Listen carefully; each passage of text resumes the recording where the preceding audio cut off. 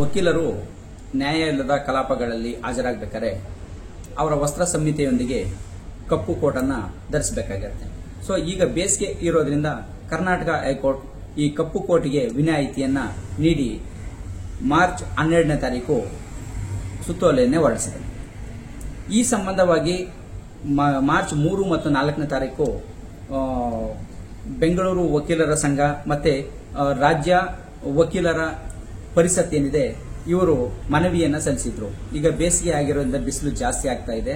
So ಹಾಗಾಗಿ ವಕೀಲರು ಕಪ್ಪು ಕೋಟನ್ನ ಧರಿಸೋದಕ್ಕೆ ವಿನಾಯಿತಿಯನ್ನ ನೀಡಬೇಕು, ತುಂಬಾ ಶೆಕೆ ಆಗ್ತಾ ಇದೆ, ಟೆಂಪರೇಚರ್ ಜಾಸ್ತಿ ಇದೆ ಅಂತೇಳಿ ಮನವಿಯನ್ನ ಸಲ್ಲಿಸಿದ್ರು. ಇದನ್ನ ಪುರಸ್ಕರಿಸಿದಂತ ಕರ್ನಾಟಕ ಹೈಕೋರ್ಟ್ ಇದೇ ಮಾರ್ಚ್ 12ನೇ ತಾರೀಕು ಈ ಒಂದು ಮಹತ್ವದ ಒಂದು ನೋಟಿಸ್ ಅನ್ನ ನೀಡಿದೆ. ಸೊ ಈ ಒಂದು ನೋಟಿಸು ಅನ್ವಯ ಮಾರ್ಚ್ 15ರಿಂದ ಇದು ಅನ್ವಯ ಆಗಿದ್ದು ಮೇ 31ರವರೆಗೆ ಇದು ಅನ್ವಯ ಆಗುತ್ತೆ.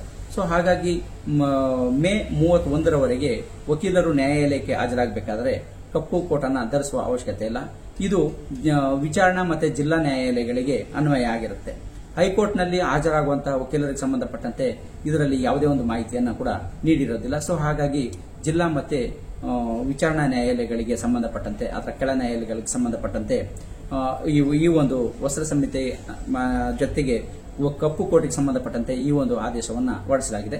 ಸೊ ಕಪ್ಪು ಕೋಟುಗೆ ಮಾತ್ರ ವಿನಾಯಿತಿ ಕೊಡಲಾಗಿದೆ. ಸೊ ಹಾಗಾಗಿ ವಸ್ತ್ರ ಸಂಹಿತೆ ಏನಿದೆ ಅದರ ಜೊತೆಗೆ ಬ್ಯಾಂಡ್ ಅನ್ನ ಧರಿಸಿ ನ್ಯಾಯಾಲಯದಲ್ಲಿ ಹಾಜರಾಗಿ ಪ್ರಕರಣಗಳನ್ನ ನಡೆಸೋದಕ್ಕೆ ಅವಕಾಶ ಇದೆ. ಸೊ ಹಾಗಾಗಿ ಈ ಒಂದು ಮಾಹಿತಿಯನ್ನ ವಕೀಲರಿಗೆ ತಲುಪಿಸೋದಕ್ಕೋಸ್ಕರ ಈ ಒಂದು ವಿಡಿಯೋನ ಮಾಡಿದ್ದೀನಿ. ನೀವಿನ್ನೂ ನಮ್ಮ ಚಾನೆಲ್ಗೆ ಸಬ್ಸ್ಕ್ರೈಬ್ ಆಗಿಲ್ಲ ಅಂದ್ರೆ ಸಬ್ಸ್ಕ್ರೈಬ್ ಆಗಿ, ಹಾಗೆ ಬೆಲ್ ಬಟನ್ ಪ್ರೆಸ್ ಮಾಡಿ. ಕಾನೂನಿನ ಅರಿವಿನ ಎಲ್ಲಾ ವಿಡಿಯೋಗಳು ನಿಮಗೆ ಮೊದಲು ತಲುಪುತ್ತೆ.